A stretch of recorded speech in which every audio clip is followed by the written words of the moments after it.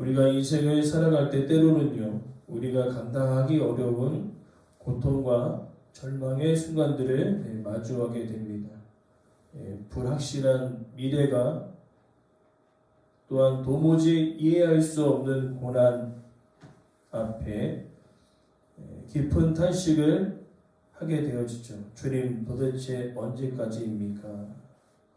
오늘 본문 143편은 다윗이 바로 이런 절박한 상황 속에서 하나님께 드렸던 기도입니다. 원수들의 핍박으로 인하여서 육체만 힘든 것이 아니라 그 영혼까지 피폐해져서 오직 하나님을 바라보며 간절하게, 더 간절하게 하나님께 부르짖어 기도하고 있습니다.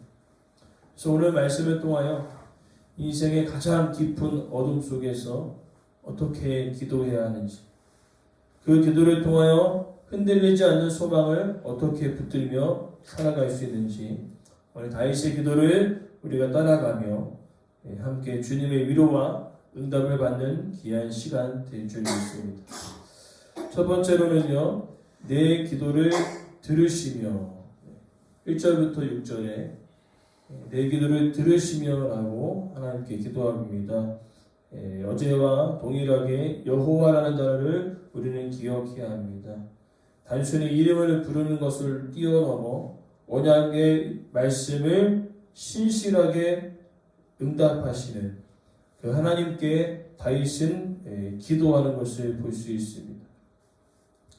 그래서 그 기도가 얼마나 간절한가, 들으시고 귀를 기울이시고 응답하소서라는 이 세 개의 간구의 단어를 쓰면서 지금 현재 다윗의 상황이 얼마나 다급하고 급한지, 마치 물에 빠진 사람이 숨이 넘어갈 듯 살려달라고 외치는 것과 같다는 것이지요.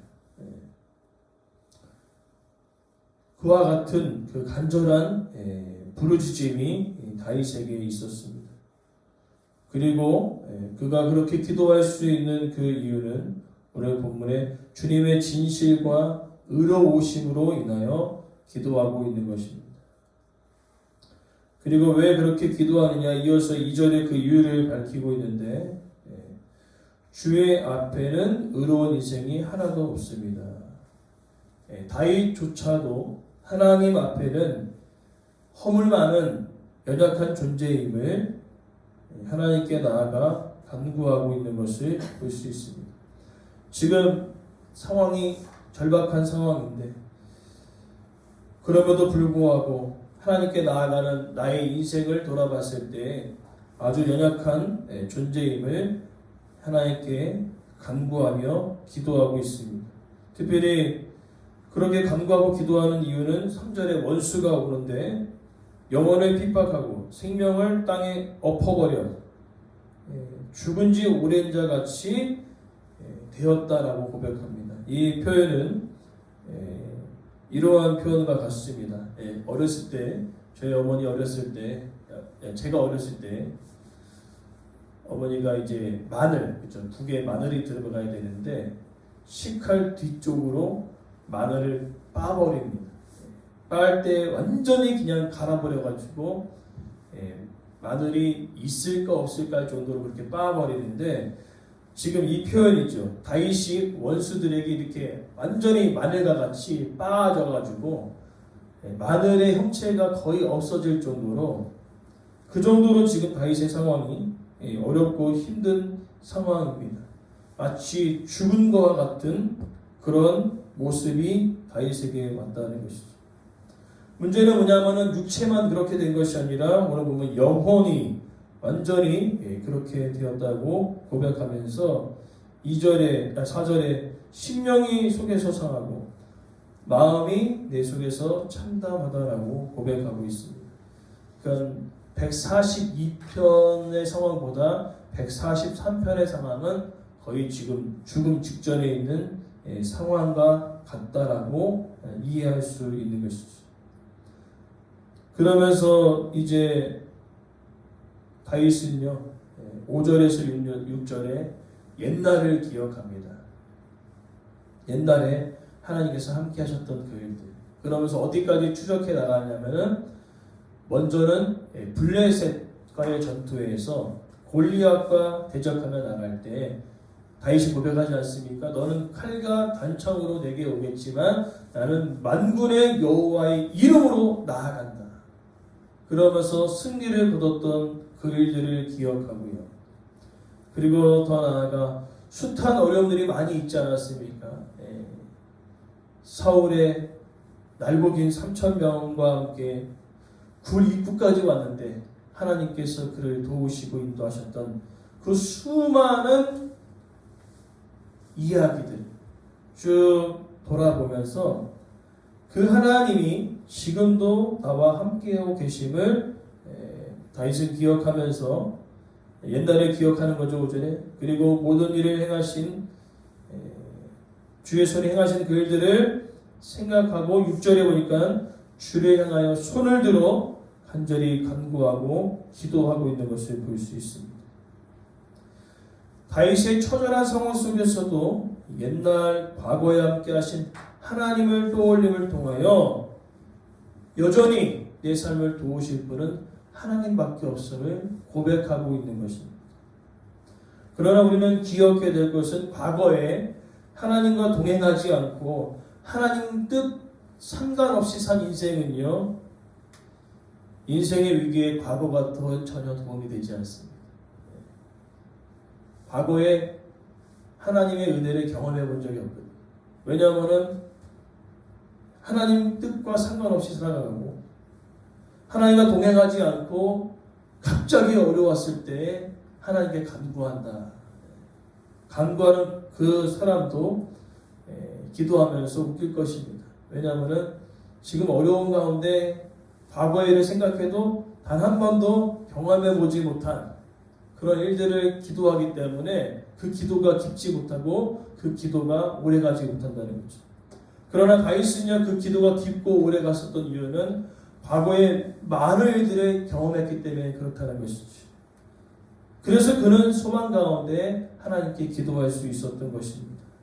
오늘 우리의 삶 가운데서도 과거에 함께 하신 하나님의 역사가 반드시 있었을 것입니다.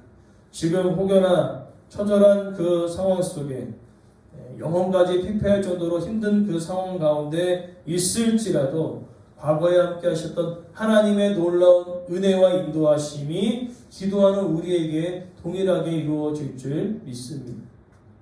그러면서 이제 이어지는 두 번째 기도는 7절부터 12절에 다시 한번 앞의 내용을 반복하는 것 같은 뉘앙스가 있지요. 7절에 다시 속히 내게 응답하소서 내 영혼이 피폐해졌습니다.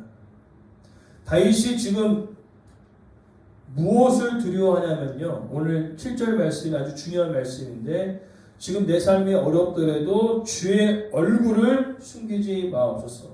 그러니까 상황이 힘든 것이 아니라 하나님께서 숨어버리시는 것처럼 느껴지는 것이 그에게 더 어려웠다는 거죠. 지금 다윗이 가장 두려워하는 것은요, 죽음이 임박한 상황이 아니라 죽음이 임박한 상황 속에 하나님께서 혹여나 기도할 때 숨어버려서 나의 인생 가운데 사라지지 않는 그거. 마치 이런 것과 같습니다. 이제 아주 어린 아이들을 보면은요, 이렇습니다.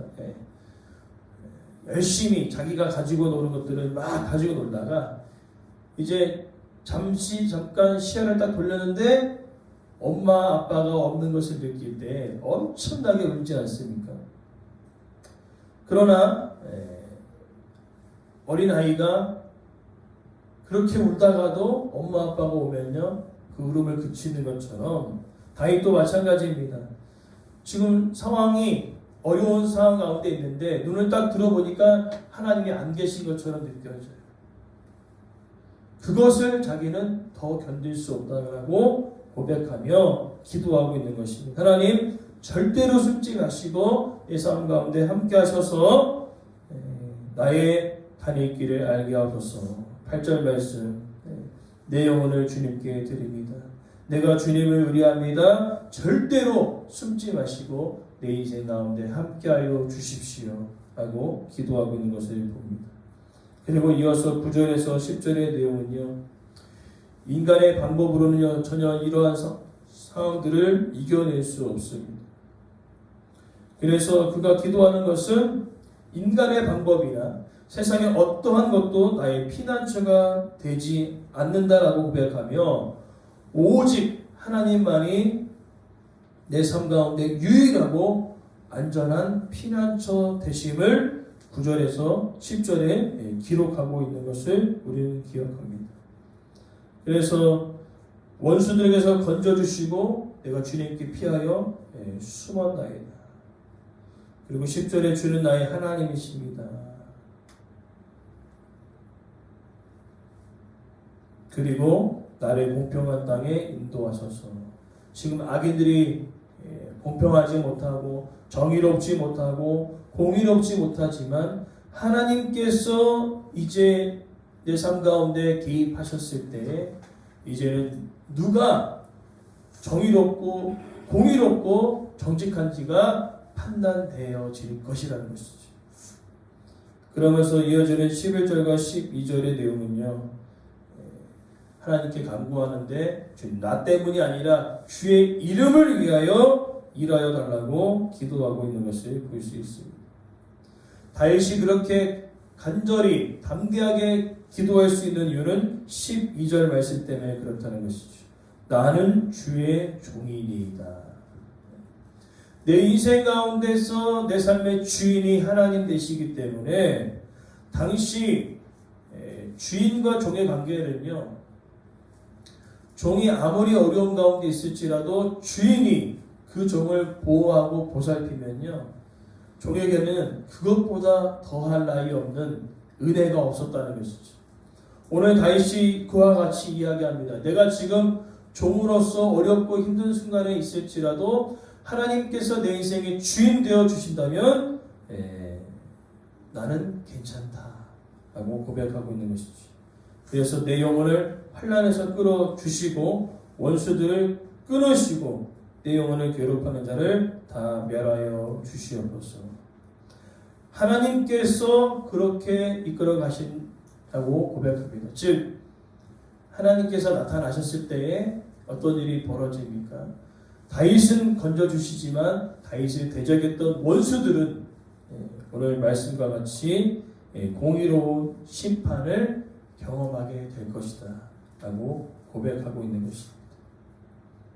그래서 오늘 말씀을 통하여 우리는요 극심한 고난과 절망의 상황 속에 하나님께 어떻게 기도해야 되는지를 우리는 오늘 다윗의 기도를 통하여 알게 되었습니다. 담대히 나아가십시오. 우리는 하나님의 자녀입니다.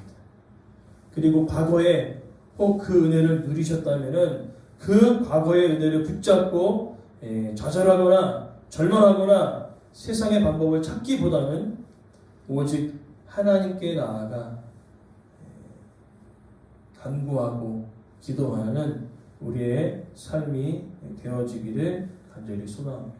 왜냐하면요 하나님만이 우리의 가장 안전한 피난처가 되어 주시기 때문에 그렇다는 것이죠.